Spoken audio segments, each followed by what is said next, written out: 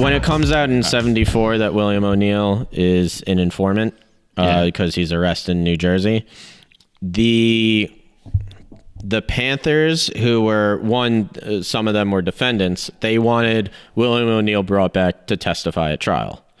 And when Jeffrey Hess, they didn't know he was an informant until this point? Until this point, no. So he did testify in court? Yes. Ooh, bro. No wonder he fucking killed himself. Even though there's some debate that maybe he didn't kill himself. Go. I'm sorry. Jeffrey Hess asking Jeffrey Hess, who is the lawyer for he's the lawyer for the Hampton family. Got it. He's the one that wrote the book, The Assassination of Fred Hampton. He starts asking the Panthers, who were closest to William O'Neill back in 68, 69, when he was undercover with them, and said, what was William O'Neill like? And they started saying that William O'Neill wasn't all that political. He didn't really seem interested in the Panthers' ideology. So the movie's not accurate in that sense? No. In the movie, they show him, you know how they have those like Panther classrooms? Mm-hmm. And William O'Neill is in there? Yeah. They said he never actually went to any of those, which was always like... Majority of the Panthers went to those classes because they wanted to know like the ideology of the party. He's Matt Damon in The Departed. Yeah, but he wasn't interested. But they when they talked to him about him, they said he was way more interested in action.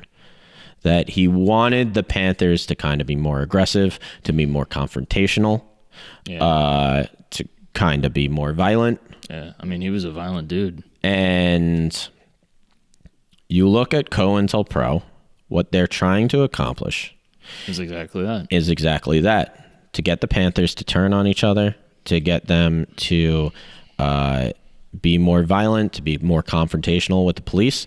And in leaked FBI documents, they even said that some of their informants were instructed to do that.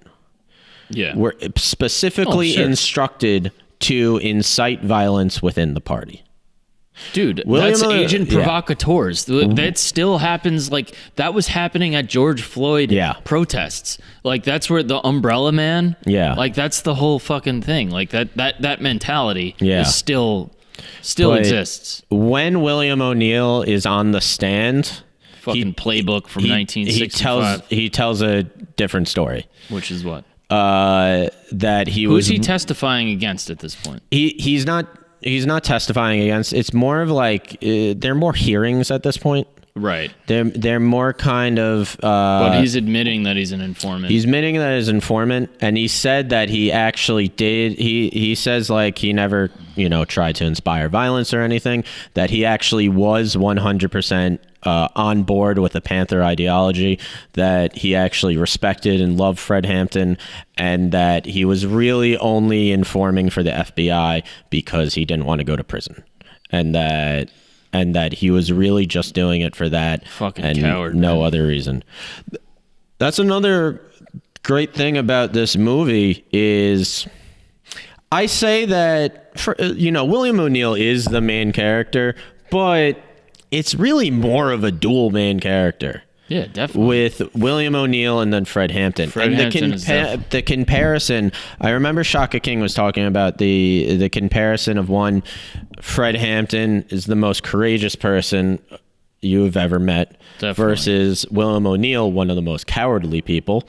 He talks about and not an easy, like, I'm sure the reality of that, well, here's the thing. Like, we need to know if, like, William O'Neill... Okay, this is why it matters if he killed himself or not. Right. They say he committed suicide. He ran into oncoming traffic. And there was reports that he was drinking earlier in the day. Okay. So whether he killed himself or not is actually important to me. Yeah. It's very curious that it's the same night that the show aired. Yeah. So I guess it seems like he killed himself. And then if you kind of play that out, you go like, okay, well, he was living with guilt this whole time. Right. But it's just... and even I want to know if he really was in his heart, like, upset about how he chose to live his life. But it also seems like he was a fucking really fucked up guy and a fucking crazy criminal. He was kidnapping people before he was, you know, an FBI informant, and then he was like involved in crazy ass shit afterwards. Yeah. So he might have just been a fucking sociopath. I don't know. He's not here to speak for himself. Exactly. But why would he kill himself on that night? If he died that night, like maybe it was bringing back shit for him, so he just drank and ended up running into traffic. Even in the documentary, he kind of still goes with that story of like, no, I considered myself a revolutionary. I was part of the Panthers. I know. I was like, those clips they were showing at the end, he's like, at least I didn't sit on the sidelines. It's like, what you did was worse. Exactly. I was like, it would have been better if you sat on the sidelines. You were in fucking enemy territory. Shaka King was talking about with William O'Neill that he had a capitalist mindset. Is like the other. Definitely. He was looking out for himself. The other comparison of like you have Fred Hampton, the socialist mindset, where he's all about the people, where he's about helping the family. He's helping the poor people of Chicago. Even at the end, when he can take the money and he might be able to escape for Cuba or Algeria. Right. Is that based in reality? I don't know if Fred Hampton specifically was planning on running. I know other Panthers did escape to Algeria and other like socialist countries. Mm-hmm. Yeah. I don't know if that's specifically with Fred Hampton, if that's true. Yeah. But then on the other hand, you have William O'Neill, he has the capitalist mindset of it's about me. I'm going to go, if I don't do this, I'm going to go to prison for 5 years, and I will not do that. Yeah, but you know what's crazy? And I'm not saying this is easy. Like, I'm not trying to, he was a coward, like, on the side. But what I'm saying is, you think he would have preferred to, in hindsight, just go do those 5 years and then be able to stand up the rest of your life like a man? Yeah. Like knowing you didn't fucking sell. Lakeith Stanfield even says that like people are too hard on William O'Neill. No, I agree. I don't think you're like, it's not that fucking easy. Like, you have to understand, he was 19 or 20 when he got arrested, and he's looking at 5 years in prison. Which when you're 19 is a fucking forever. At 19 is a while, which, you had already snitched on a bunch of car thieves. And he said he didn't realize how deep it was going to get. Yeah, and he also said, like, he didn't really know about the Panthers. Like, the FBI came to him, said, and you can go. The FBI kept fucking like dangling his freedom to him too. But it's where also, they're just like, no, we own you. You have to do this. Yeah. Like, even in the movie, but I think that was alluded to in real life too. It probably was. Like, think about this. You're 19. Someone says you can go to prison for 5 years, or you can go to this person's hideout. This person you don't know, because he didn't really know the Panthers, could just go there, tell me what they're doing. Yeah, I'm sure that's how they don't go to 5. Yeah, the problem is they didn't say when that cutoff was. And they didn't say when that cutoff was, and eventually it got to the point where he was if they know that I'm going to that I've been informing for the FBI this entire time, they're going to murder me. Yeah, exactly. No, it definitely, dude, that guy's life. Fred Hampton got murdered, and that guy's life got fucking thrown in the toilet. Yeah. And that's what happened, and that's the story of COINTELPRO. Right. And that's the story of this corrupt program, because J. Edgar Hoover was a racist. Because in the end, I don't think in his heart of hearts he believed that the Black Panthers were going to rise up and overthrow the government. I don't think he really thought that. Well, he was a paranoid maniac. Yeah, but he was also a racist. And he refused to even, until 1961, he refused to admit that the mafia existed. J. Edgar Hoover. What's that got to do with it? Well, I'm just saying, it's the same guy, yeah. So, that's true. Yeah. Which was way more powerful than the Black Panthers. You look at this where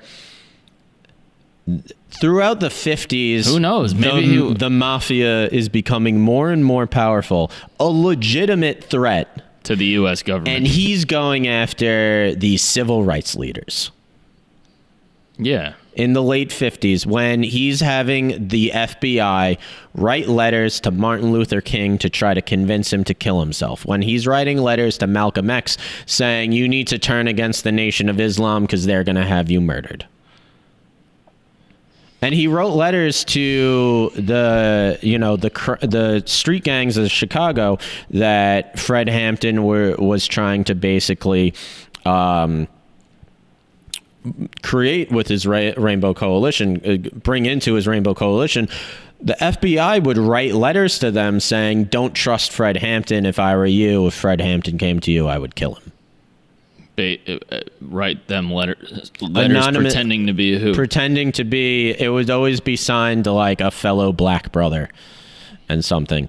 And later on, even like during the trial. Let's talk about the racist piece of shit, LaPerry. What's the kid from Massapequa who's got his dumbass face up on Park Boulevard?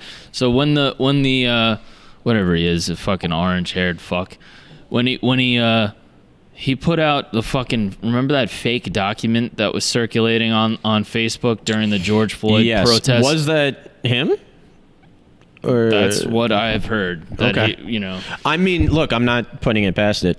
The point is that like in our town on Long Island, there was a fake document that was like, this is the same thing the FBI was doing on a much smaller scale, obviously. Yes. But they pretended to write a letter as Black Lives Matter saying, we're going to march and take back what's ours. And it was written by, from what I understand, the Republican white people. Yeah. Not Black Lives Matter. I read it and immediately knew that it wasn't. I was like, I think our cousin and someone else in our family like had sent it around, and we were like, that's obviously so fake. Many people are sharing it. Yeah. And I was like, this is obviously fake. That's a tactic. Like that's same always been tactic. A tactic. Yes, 100%. They wrote letters pathetic, to dude. They wrote letters to Martin Luther King, trying to convince him to kill himself. Oh yeah. They wrote letters to the different groups in Chicago saying Fred Hampton can't be trusted. And they even like in court later on, or like during the hearings, they were asked like why William